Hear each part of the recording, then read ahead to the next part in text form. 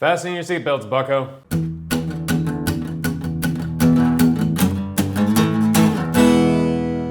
Better than food, man.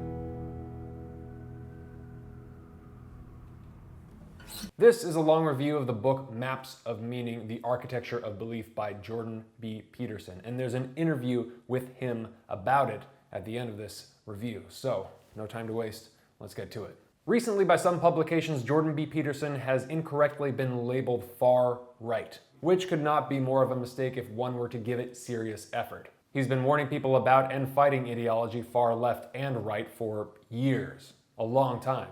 Jordan B. Peterson is a Canadian psychologist and professor of psychology who has taught at Harvard and is now a major YouTube figure after publicly opposing Bill C-16 in Canada, which was passed and now allows for Canadians who deny gender theory to be charged with hate crimes, fined, and possibly jailed. So it's a good thing to oppose.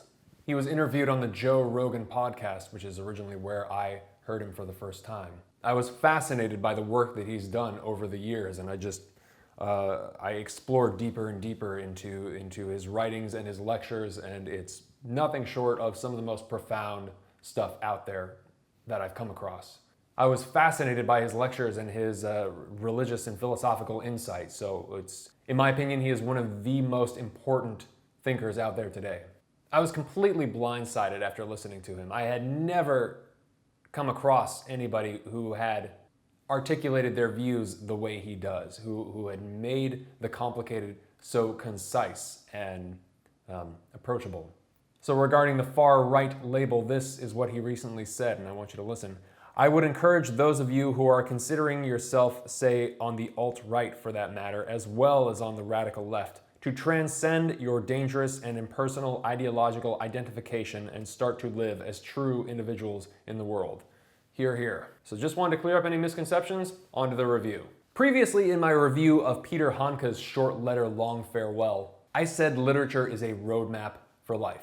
Stories can serve as maps for life. And this is precisely what Mr. Peterson's book demonstrates. The fundamental importance of myth and religious stories as maps of meaning. And he says from the book, a story is a map of meaning, a strategy for emotional regulation and behavioral output.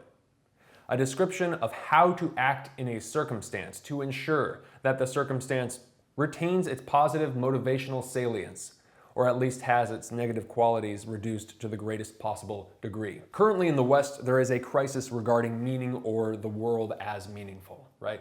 This book is an attempt to tell the truth, to say that yes, everything in fact does have meaning, and all of the small things that we thought were inconsequential actually have magnificent and often horrifying consequences. So, Peterson has been discussing the ideas in this book for a long time, giving lectures and then starting a YouTube channel which has become enormously popular, much to his surprise.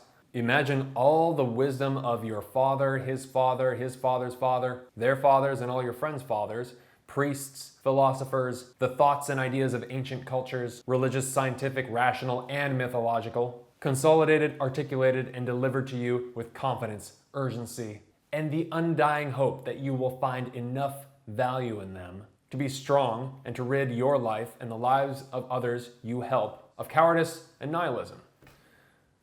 No big deal, right? Yeah. In his own words, Maps of Meaning is about the fundamental levels of the human psyche. It's about the Christianity upon which the West is and must be founded. It's a call to a new way of being and simultaneously a reunion with the past. It is the responsibility of every man to rescue his dead father from the underworld. That's the oldest story of mankind. Without that, there is only chaos. Maps of Meaning unites neuropsychology with ancient mythology, from the Mesopotamian through the Egyptian and Judaic to the Christian, with detours into Taoism and other profound faiths. It's strongly influenced by the thinking of Carl Jung and his student Erich Neumann, as well as Freud, Rogers, and the other great 20th century clinical thinkers. Maps of Meaning is a call to religious awakening for the modern mind. It details what I have come to understand as the proper and profound alternative to ideological possession on the right and left alike, and the madness such possession produces. Writing Maps of Meaning compromised my health and sometimes my sanity. It deals with the horrors of Auschwitz and the Stalinist nightmare and the evil that lurks forever in the human soul. That is Jordan B. Peterson's 15-year in the making epic book, Maps of Meaning. An achievement that, combined with his lectures and insights, leaves me nothing short of floored, changed, fundamentally. For the better, I'm sure. What changed for me personally after reading and listening to Peterson for the last year or so? Maybe the biggest thing is I can't identify with atheism anymore, you know? It's like, I kind of find it indefensible, you know, at least totally. I now realize I don't know what I'm truly motivated by or how, and subsequently have a great deal of internal self-work to do. I can't dismiss the fundamental importance of religion and religious texts throughout history, as my previous readings, or lack thereof, weren't sophisticated in the slightest.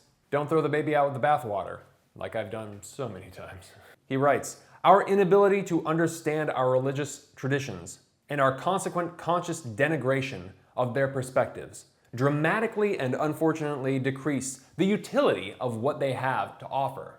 Also now, lying on every level truly frightens me, as it seems that the worst atrocities that we know of, that occurred in the 20th century started with that. Tiny little lies, right? Just small incremental steps. I'm also now extremely skeptical of ideology, basically any and all isms, whether it's fascism, Marxism, feminism, or nihilism. So, if you find yourself in an intense moment of existential suffering, or even a mild one, this book may be of extreme practical use for you to get your shit together. Or else. Seriously. I wouldn't call it a quick read, and I think he actually has a shortened version, but infinitely worth it. Yeah, it's phenomenal. It took me 3 months, and I could never do more than 20 pages a day. That was like the maximum, and I would have preferred to take it slower, but I had to tell you guys about this. In this book, obviously, Peterson addresses the idea of meaning, right? And says in my interview with him that one way to describe the book would be a cure for nihilism. In many ways, it's a warning. As he says, we are conscious enough to destabilize our beliefs and our traditional patterns of action, but not conscious enough to understand them. If the reasons for the existence of our traditions were rendered more explicit, however, perhaps we could develop greater intrapsychic and social integrity. The capacity to develop such understanding might help us use our capacity for reason to support rather than destroy the moral systems that discipline and protect us. He examines the ideal way to live, right? Often through the myth of the hero, Jesus being one version, which is outlined by religious texts and mythology. Metaphorically, but not entirely metaphorically, right? Certain events may not have happened in the objective scientific way we say things happened, but Peterson would say this does not make them any less true. This book shows you that myth and religion illustrate the ideal way to live, so that in the face of inevitable suffering and tragedy, it is still worth it for you and others. Supporting this examination are sections on neuropsychology and the hemispheres of the brain, references to Nietzsche, to Carl Jung, Dostoevsky, Dante, Wittgenstein, and Alexander Solzhenitsyn, who was a Russian author who wrote about his experience in the Gulag work camps. It sounds complex, right? Yeah, it is. Profound doesn't even begin to describe. It's magnificent. None of these ideas are necessarily obvious, especially today, but some of them are very simple. Some of the really fundamentally important ones are very simple. The enormity of the task of consolidating all of these ideas from all of these different figures into one book is, it's astounding. It's very, very impressive. You come away with it and you're like, okay, life has meaning. Everything has meaning. Why? Well, we don't really know why. I don't think anyone will be able to tell you why. I don't know if there's an answer to why. But Peterson does a damn good job at telling you how things have meaning, and how we behave as if things have meaning, consciously and unconsciously. Even though many of us, myself included, have said before, life is meaningless, but have acted completely contrary to that notion. The human purpose, if such a thing can be considered, is to pursue meaning, to extend the domain of light, of consciousness, in spite of limitation. A meaningful event exists on the boundary between order and chaos. The pursuit of meaning exposes the individual to the unknown in gradual fashion, allowing him to develop strength and adaptive ability in proportion to the seriousness of his pursuit. It is during contact with the unknown that human power grows individually and then historically. Meaning is a subjective experience associated with that contact in sufficient proportion. The great religious myths state that continued pursuit of meaning, adopted voluntarily and without self-deception, will lead the individual to discover his identity with God. This revealed identity will make him capable of withstanding the tragedy of life. Abandonment of meaning, by contrast, reduces man to his mortal weaknesses. This makes him hate life and work towards its elimination. And you can all see examples of that in your own life and in people you know who really do feel like life is pointless and meaningless, who really do slip into a black hole of solipsistic nihilism. You've seen it before, you've probably been there if you're watching this show. You know all the kinds of stuff that I review, so I'm not surprised if you identify as a nihilist, if you're a cynical atheist, or if you have been one, or if you are stuck in that mode of thinking. I get it. I get it. It's cool. Daddy's got you. Let's go further. Peterson would say you can probably deny most things. You nihilists and cynics out there, you can probably deny most things. Just about everything, except the fundamental and shining outlier. Pain, suffering, your own pain and suffering. Even to nihilists, maybe especially to nihilists, that is inescapable. You cannot deny its significance. You can't. It overrides your ideological cynicism, right? You're in pain, you feel pain. You feel pain and then nothing else, right? It's like you can't think your way out of pain and suffering, right? Nihilism, alter ego of totalitarianism, is response to experience of the world, self and other, rendered devoid of certain meaning and therefore allowed no meaning. Is reaction to the world freed from the unconscious constraints of habit, custom, and belief. Is response to the reemergence of the terrible unknown. Is reaction of a spirit no longer able, as a consequence of abstract critical ability, to manifest unconscious or procedural identity with the hero. No longer able to muster belief in human possibility in the face of exposure to the most dreadful imaginable. I was speaking with my friend yesterday about our mutual obsession with metal and black metal in high school. And he was noticing that he still needs to work on his point of view that was left over because he associated happiness, or he still has this knee-jerk reaction to associate happiness with what is weak and placid, right? That being said, I told him, going off what Peterson talks about, that it is absolutely fundamentally important to know that you're capable of being dangerous, right? That you know your shadow, as Jung calls it, and as Peterson discusses. Otherwise, you are basically useless in the face of conflict. You are useless to anybody, including yourself. And even though we were all interested in black metal and all kinds of nihilistic forms of artistic expression, none of us could fully express that in our attitudes, right? And you've done the same thing. It's like, the logical conclusion would be suicide, right? And none of us make it there. Some guys do, that's where some really smart guys end up there.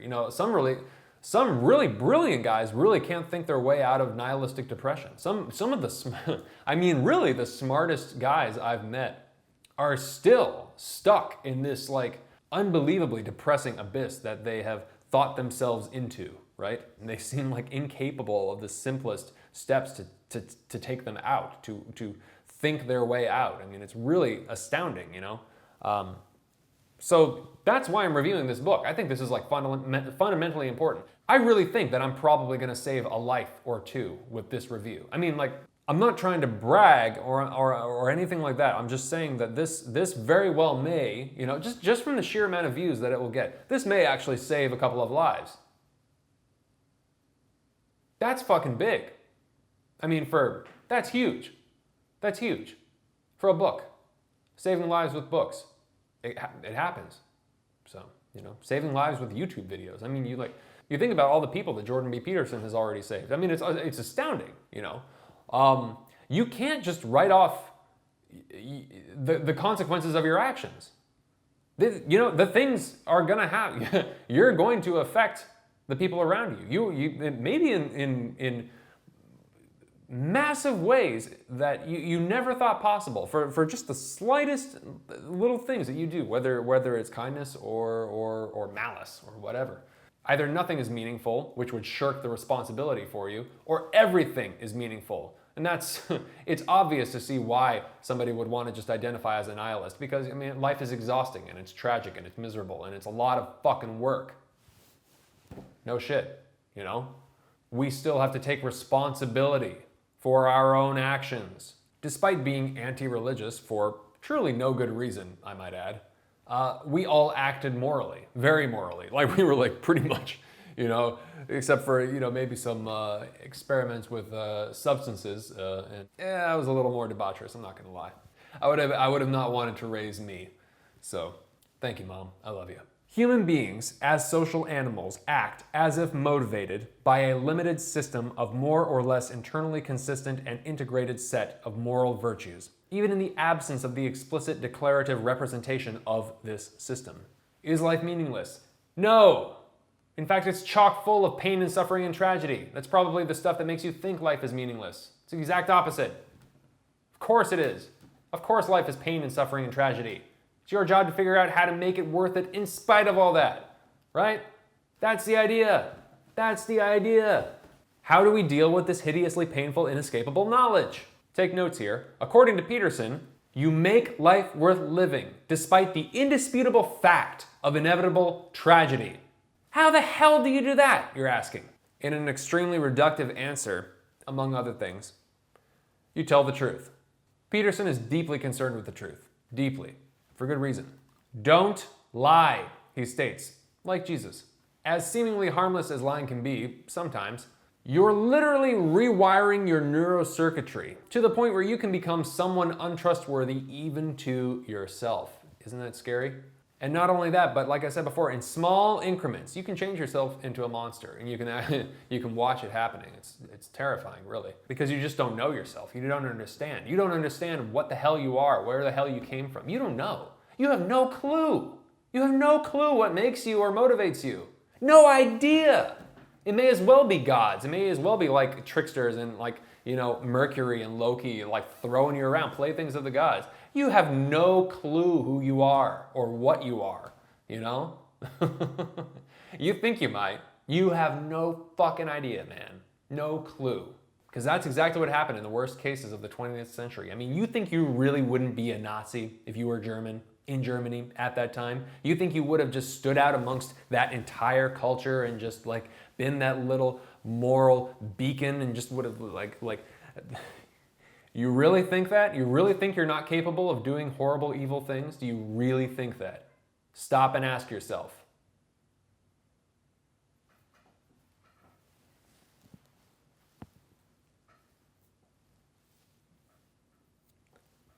I didn't say it wasn't horrifying. It's horrifying.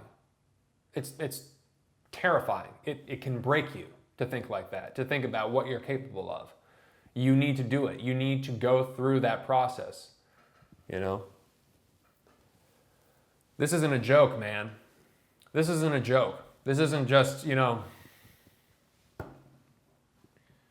this is real life.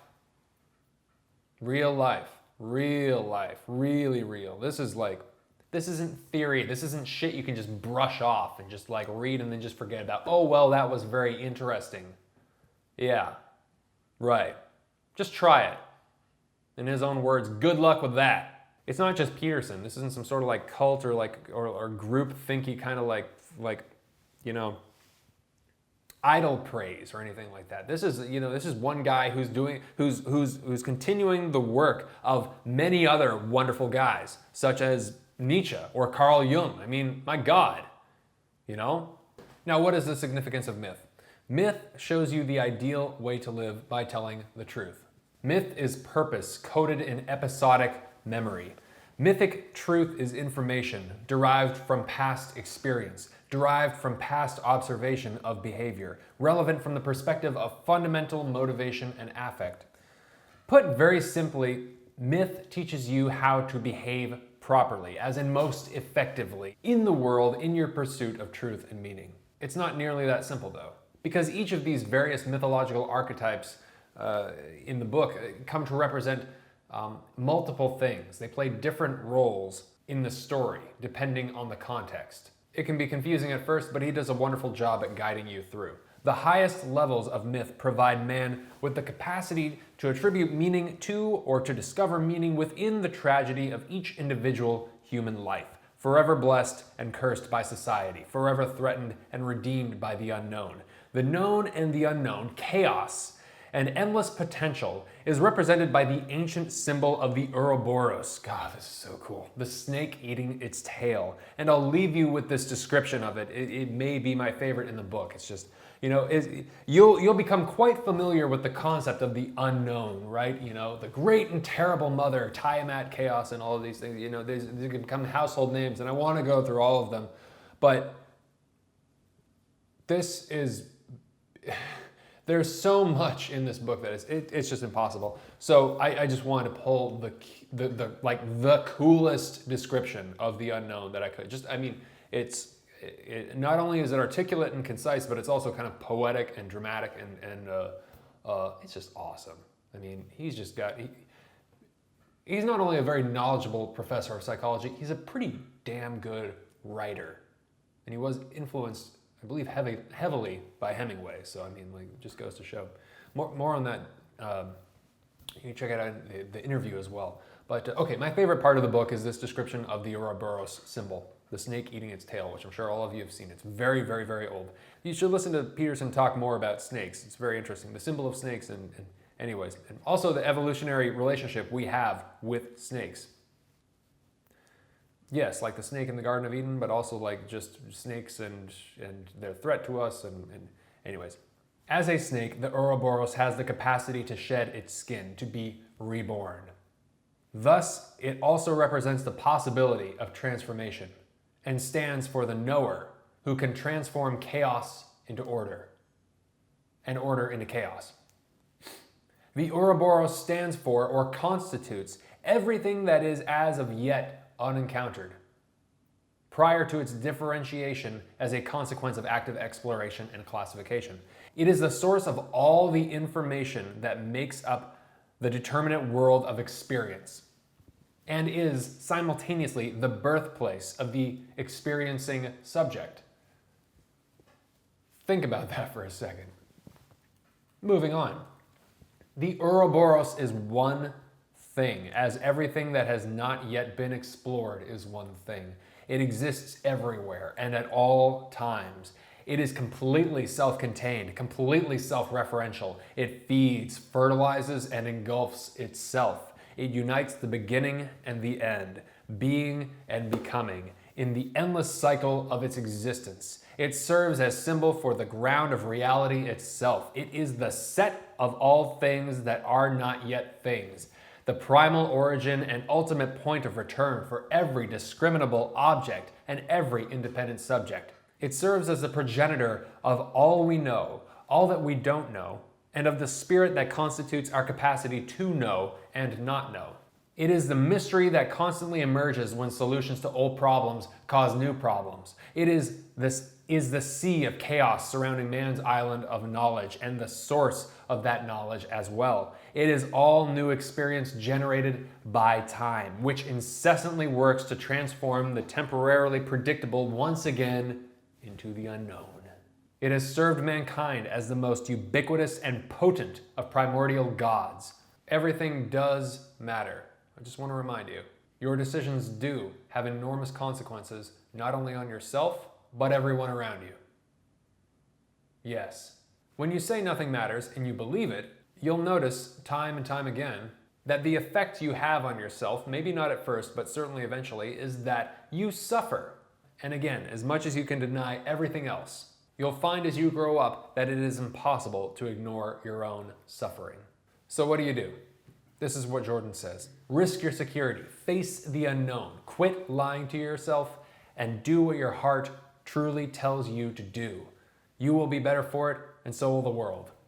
I suggest you start getting your shit together by reading Peterson's book. In his very practical advice, you can start by cleaning your own room. Before you protest in the streets and tell other people what's wrong with them, blaming them for your problems, clean your room. Fix yourself first. see how it goes.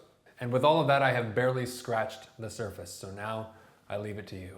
Good luck in your journey. There's also a tool he created called the Self-Authoring Program, which you can find at the link in the description box. Essentially, it is a writing program that allows you to structure out your goals. It's like the big goals, the macro goals, and then the micro goals to get to the macro goals, so you're able to structure your life so you are going to achieve these enormous goals that you desire through small incremental steps, and you outline just how you're going to do that. They've done some studies in Europe with this program, and it had like tremendous results, and you can find out more about that through his YouTube videos and so on and so forth. But or you can check out his website, which I will link to in the description box below as well, and you can read up a little bit more. But I am now an affiliate of the Self-Authoring Program, so if you want to follow that link to purchase it, the channel will get a little kickback, and I sincerely appreciate it, and so would he. So Peterson also has an incredible guide to essay writing, or writing, any type of writing really for that matter. It's just a great guide to writing. You can also find that in the description box. I donated to Jordan's Patreon just in time to grab a 30-minute Skype session as this reward he was offering, and unfortunately I don't think he's offering it any longer because of the insane amount of attention. So I grabbed it while I still could, and so that's how I got the interview, and I was able to ask him about maps of meaning. So yeah, I paid him for his time. I'm not Joe Rogan, right? I'm not that cool. But he was very friendly. He was a very friendly guy, and I got to figure out his favorite Tom Waits album, which I had been wondering about ever since I heard that he was a fan. So I'm a huge Tom Waits fan. I imagine a lot of you are as well, and so you can check out that near the end of the interview. If you enjoyed this review, you can support the show at patreon.com/booksarebetterthanfood. I would sincerely appreciate it. And there's all sorts of stuff you can get on Patreon if you do so, including a Skype session. I'm still available if you want to get coffee on Skype, for what it's worth. Please excuse the slight lag between image and audio. I'm not sure what it was, but I couldn't figure it out. Hopefully it's not too much of a bother. Enjoy the interview. Maps of meaning. It seems to be in many ways your own personal journey to discover the sacred truth of the right way to live or behave. Illuminating the profound importance of mythological and religious symbolism in the process with deep historical and psychological insight.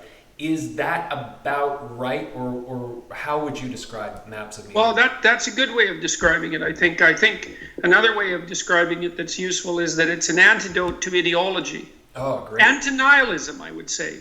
Both of those. Because ideology is often an antidote to nihilism, but then you're stuck with needing an antidote to ideology. And so, what I was hoping when I was investigating was that there was something at the bottom of things that was reliable and solid.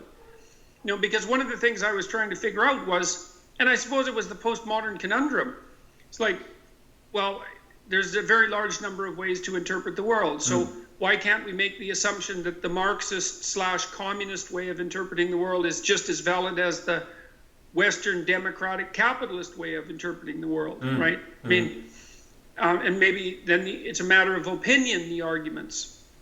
That was part of what I was trying to figure out, is what's at stake here? Is it merely the difference between two equally unpredicated rational views of the world, or are there issues of deeper importance at stake? And so it was my attempt to answer that question, to plow through things and answer that question. And what I found out was that it's not merely a matter of two different opinions, not at all, and not in the least even.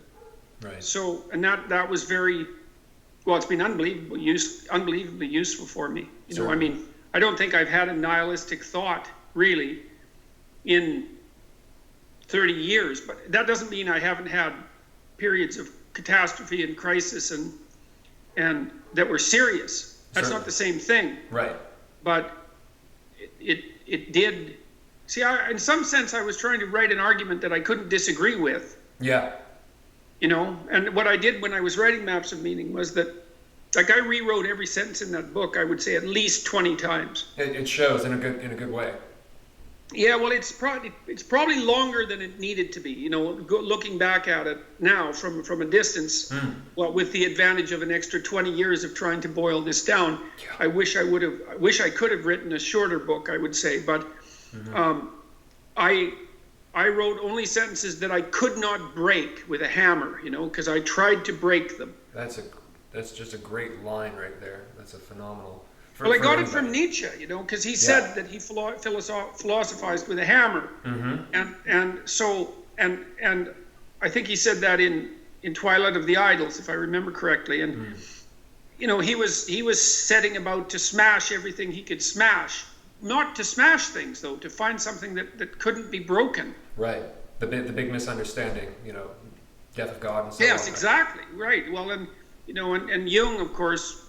Carl Jung was very much taken with Nietzsche and attempted to further his work to try to identify something that could be fundamentally relied upon. And I see my work, I hope, as an extension of that, and with an additional foray into the more modern scientific realm.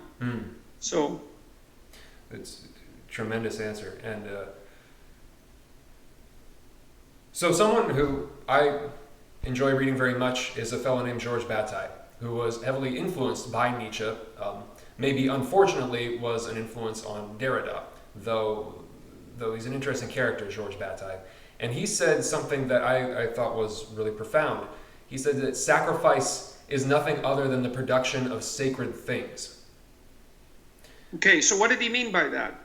Well, I'm not entirely sure. But he says, say the phrase again. He said sacrifice is nothing other than the production of sacred things. And I'm still well, that's interesting, because one of the things, I was doing a lecture last night on Abraham, the Abrahamic stories, and I've really had to learn a lot in the last month to do that, because there are certain biblical stories, say, that really stood out for me that I felt I could understand quite rapidly. But the Abrahamic stories weren't in that category, so it's taken a lot of discussion and reading and thinking to make headway. But I think I made some headway. And one of the things I realized was that, like, the sacrificial rituals that Abraham and the people of his time engaged in, to take something and sacrifice it to a vow. So to sacrifice a life to a vow, I mean, obviously that's deeply symbolic, because you sacrifice your life to a vow. Right. That is what you do. Yeah. And you're dramatizing that with the sacrifice of blood. And, we shouldn't think that the act of killing for the people who lived 4,000 years ago was any less significant than the act of killing would be for us now. Right. It's a major thing to do. Absolutely. I completely agree. So it's certainly one way that you can indicate your seriousness. And, to some degree, the circumcision ritual, because that also comes up in the Abrahamic stories, is a substitute sacrifice. And it's a sacrifice of the body in some sense. It's a willingness to allow part of the body to die as a signal or a symbol of willingness to let the spirit prevail. It's something like that. And it's part of that psychological development. So to say that sacrifice is making something sacred, or is it you're participating in making something sacred, I think is, if that's the, like, if I'm in the right realm of discourse when I'm considering that idea, it seems like a perfectly reasonable thing to posit. Well, I wanted to actually go into something about maps of meaning with that. The sacrifice on your part in its creation seems to have been, enormous. So Abel's sacrifice was accepted. Cain's was denied. How did you know you were making the right sacrifice when you were writing maps of meaning? Did you know at all? No. Yeah. Well, look, I mean, sometimes I knew. Hey, because one of the things that I had to stop drinking and smoking when I was writing that book, because I like to, I came from this little frontier town way the hell out in the middle of nowhere, and people there drank like mad dogs, especially when they were, kids and young men. Sure. And I really liked alcohol a lot, and was out as a graduate student and as an undergraduate 3 or 4 times a week, and I had a pretty good capacity for alcohol. And but I found very rapidly when I started to do my really serious work in graduate school, and not so much the scientific work, which wasn't trivial but was easier, I couldn't both be hungover and write. Yeah. I could do one or the other, and Right. partly because it was so emotionally stressful to deal with the material that I was working with, which had so much to do with totalitarianism and apocalypse, but also by the time I had written a few drafts, unless my head was clear, when I rewrote things, I made them worse. Interesting. Yeah, So, you could see that.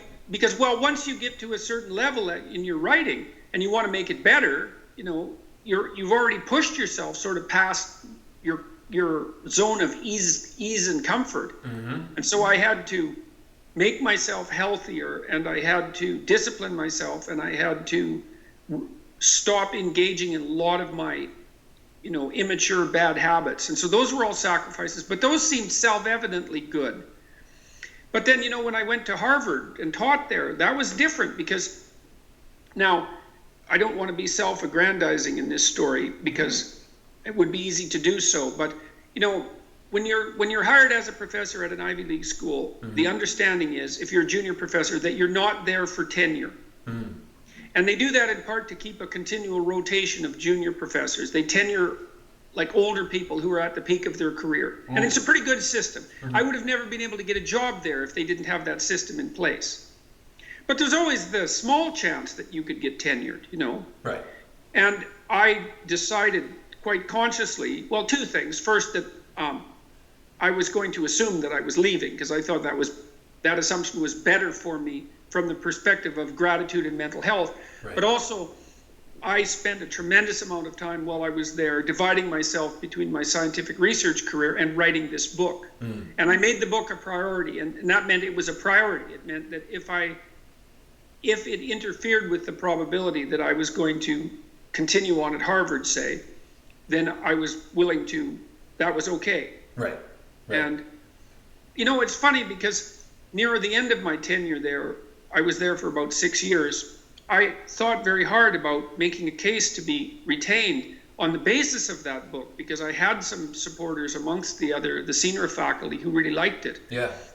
And I was unfortunately somewhat depressed at that point, and I couldn't muster up the mental energy to make the kind of argument and mount, say, the kind of political campaign that I would have had to in order to really make a case to stay.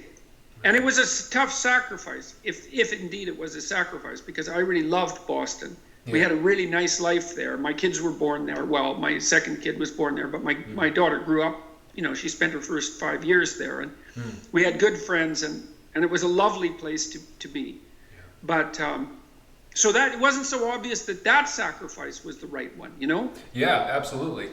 Going back to, talking about kind of like getting everything in line while you were writing this thing, you said you wrote for 3 hours a day for 15 years, finally published in 1999. Yes. What was your daily morning ritual or writing ritual? What did that look like? I learned it partly from Hemingway. Brilliant. Right? Yeah, because Hemingway wrote about writing, and I learned quite a bit. He wrote about what? I made this little document that your readers might be interested in. Maybe I can send you a link to it, which is a guide to writing. Oh, yeah. Okay, so if you remind me after we're done, I'll send you a link to that. Yes. Because I think it's a very useful document. It summarizes what I learned about writing, and I learned a fair bit of it from Hemingway. That's and he great. said one of his pieces of advice was always write in the morning, write every day, and no matter what. And it was interesting to do that, because many times when I sat down, I thought, well, you get enveloped by doubts, especially if it's a long-term project. And the doubts are, well, is this even good for anything? Am I just fooling myself? Right. And then it would be, don't you have other things that are more pressing to do right now? And the answer to that was almost always yes. Of course. Especially because I was teaching extra courses at Harvard, 2 extra courses per semester to make enough money to live there, and trying to do my job. And we had little kids and all of that, and my wife wasn't working. 2 kids? Yeah, two kids. And then other doubts like, well, you're just not up to it today, or this is nonsense, or you don't really have anything to say today, or. Of course. And that was constant, the first part of sitting down to do the writing. But I did learn that if I sat there long enough, I could always make some progress. When was the closest you came to quitting? I never came close to You quitting. never came close to quitting. No, I was absolutely gripped by what was going on. Well, that's why I was also willing to put it before everything else. And I'd made a vow, and part of the vow was that I was going to do everything I could to get my act together. Right. But part of that, the book was an integral part of that. It was a serious vow. It was a serious vow. You know, I'd hit a crisis point in my life when I was about 18 or so, or something like that. Mm. And I thought, and it probably has something to do with my proclivity towards depression, which is quite pronounced in my family. We think maybe for dietary reasons now, but whatever.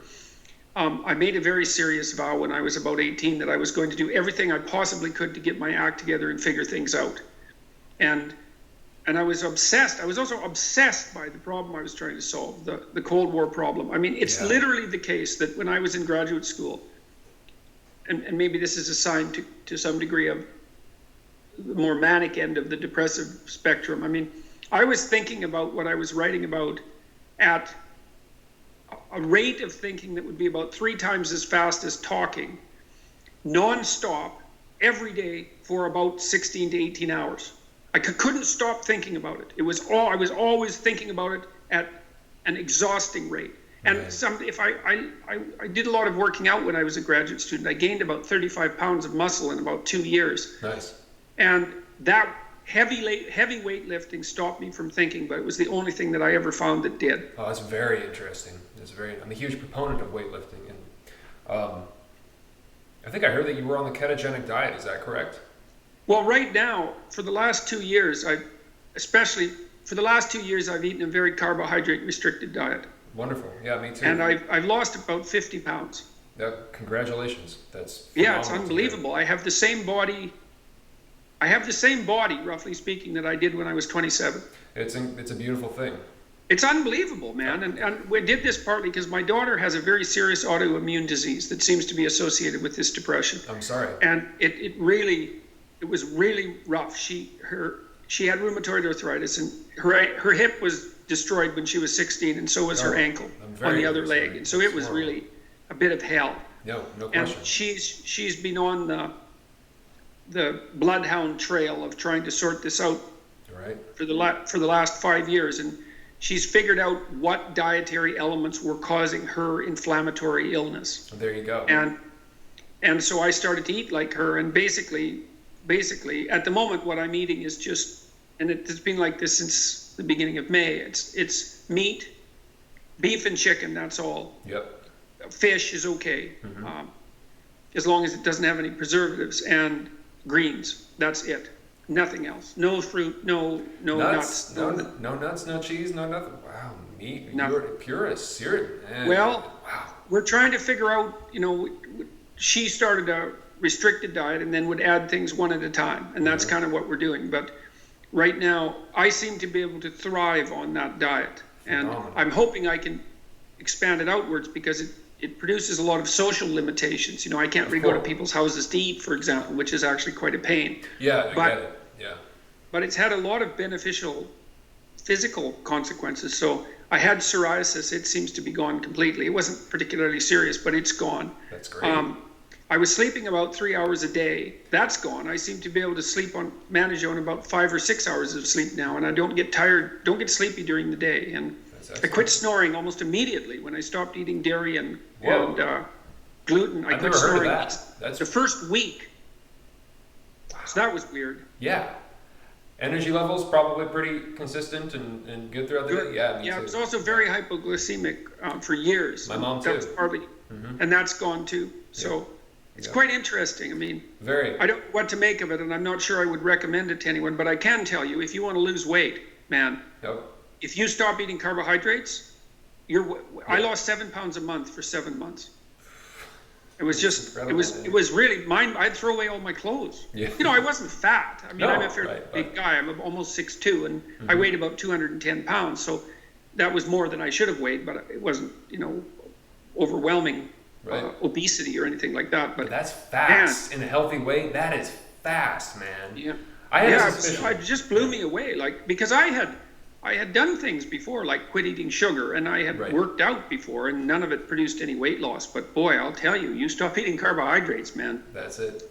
the weight just disappears. So that's really quite interesting. Yeah, I'm thrilled to hear that you were lifting as well, because I always had like a sneaking suspicion that definitely seemed up your alley. But okay, I suppose we'll move on since we're running out of time. But for you, what was the most profound discovery when you were writing Maps of Meaning? Was there one moment that really like obliterated everything? Well, I think I would say there was a couple. I mean, the realization of the shadow in Jungian terms was very dramatic, and that probably took about a year and a half to really fully integrate, to when I started to understand that, to understand totalitarian malevolence, you have to understand the human proclivity for totalitarian malevolence, and that means you have to understand your own proclivity for that. And it isn't intellectual understanding. It's different than that. It's realizing that you could play the role of a Nazi camp guard. Right. You could do that. Right. You think you couldn't. And it would be more difficult for some people than for other people. I believe that. But I don't think it would be particularly difficult for me. Right. So, I mean, I don't want to oversimplify that. It's like, because I'm a compassionate person. Sure.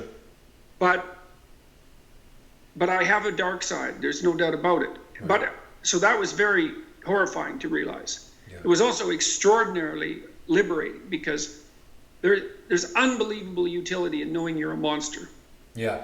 Right. And the utility is that you develop some self-respect. Yes, sir. The same respect you'd have for a rabid wolf, Yep. Then that's respect. It might not even be admiration, but, and also it's also a tonic to self-discipline, because if you recognize that you have a monstrous element, then you have all the more motivation for keeping it under control. And also being trained as a clinical psychologist helped that, because, I was increasingly exposed to literature and practical experience demonstrating to me just how out of control things could get in people's lives, and how pathological their family and intimate relationships could become. And I was quite highly motivated to avoid that. So that was one. And then I would say the revelation of the opposite of that was also equally soul reconstructing, maybe is the right phrase. Because one of the things that's really interesting about contending with evil is that you instantly also begin to contend with good. Because the thing that's so interesting about realizing the reality of evil is that you simultaneously realize the reality of its opposite. Right. And this is also something I learned from Jung, because for Jung it was understanding of good through understanding of evil. He didn't think you could have the latter without the former. And I believe that. And so understanding that there was good and that it was actually more powerful than evil, that was really something, given how powerful I had realized evil was. Yeah, certainly. They're all material. My God. Yeah, so that was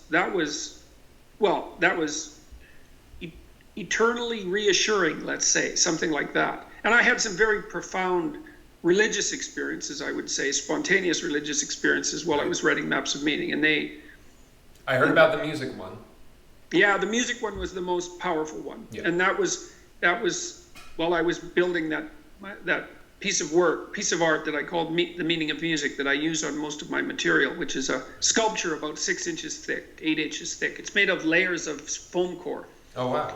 And I worked on it for about 3 months, and it was like I knew I was building a mandala, like the Navajo do with rugs and the Tibetans do with sand. It was the same kind of contemplative exercise. But what I was trying to do was to understand what it was that music was intimating, because music gives you a direct intimation of meaning. Right. Although it's nonverbal. It's like, okay, music is meaningful. Well, what does it mean? Well, you don't know, because it's not verbal. And so, but it means something. Or maybe it's meaning itself. Right. And music is magical in ways that we've only begin to understand. And so is the dance, I think. But yeah.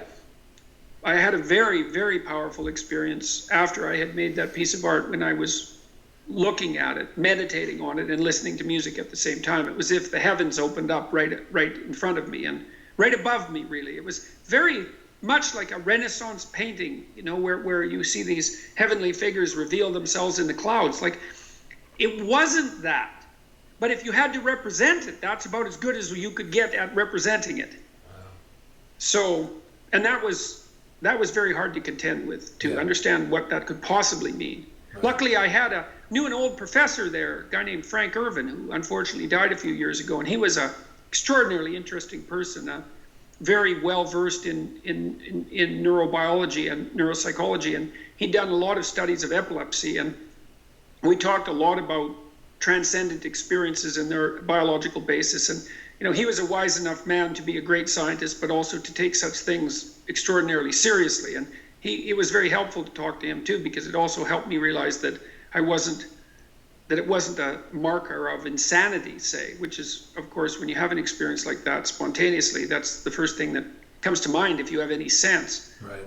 So those are the I would say those are the high points, so to speak, of the experiences that I had when I was doing the writing. Well, I have 1,000 other questions, of course, because the journey is just as fascinating as the book. I mean, there's so much to unpack in it. But I'll follow up with this last one, since we were discussing music. Since we were talking about music, so you're smoking and you're drinking, you got yourself together, started exercising and getting healthy, but I imagine you probably kept the Tom Waits. Oh, I love Tom Waits, man. Oh, I love Tom Waits too. He's someone I'd love to meet. He's 50 people, Oh, it's incredible. It is. I will love watching him with David Letterman, because David Letterman is such a dominant character, and so assertive and so cynical, and he's just like a little boy when Tom Waits shows up on his show. And I can understand that, because Tom Waits is quite the tough bit of creation. Yes, sir. It'd be hard to be arrogant around him. Absolutely. Do you have? Yeah, I love Tom Waits. And my wife introduced me to Tom Waits, and so did a clinical supervisor of mine that I worked with at McGill. He gave me a couple of Tom Waits tapes, and and he's so prolific, and he's getting old, and he still puts out these great multiple albums, where virtually every song has something to recommend it, and many of them are absolute masterpieces. So, and he's dark and light at the same time, like Johnny Cash got when he was old, For sure, absolutely. So favorite album or era? I like Bastards, Brawlers, and Orphans a lot. No kidding. Right on. But I don't think he put out a weak album. So completely agree. I like what's the dramatic one that was made into a play, The Black Rider. Yeah. That's quite the piece of work, and I saw the play as well, which I really liked. That's awesome. Yeah, I was going to ask if you saw him live. I didn't see him. It was a production of The Black Rider that was here. I've never seen him, and he doesn't seem to tour much. So I'd travel to see Tom Waits. That's for sure. Oh, me too, without question. Fantastic, Jordan. Thank you so much. Well, actually, on that, really quick, if you haven't seen, I'm going to send you a clip of him just playing in the late '80s. That's what I wanted to say. There's 16 Shells from a 30-06. Oh yeah, I love that song, man. That's a great song. In his prime, man. He's like slapping the stool as like this percussive. I mean, oh man, good. Send it. I'd love to see it. I'll do so immediately. I like the video clip too. This was on the Letterman show where he does Chocolate Jesus with a megaphone. It's like, God, the guy is like, he's a whole circus of freaks rolled into one spectacular performer, I'm telling you, man, my mom played that album for us when I was like 12, and we were like frightened. I mean, no kidding. Well, every time I listen to a new Tom Waits album, I think, Jesus, Tom, you went too far this time. Like, really, you just went too far. And then I listen to it 5 or 6 times, and I think, no, it's another work of genius. Yep. It's like, yep. Just tack it on, right? Yeah, that's right. Just tack it on. Jordan, it's been a pleasure. I'm loving the book.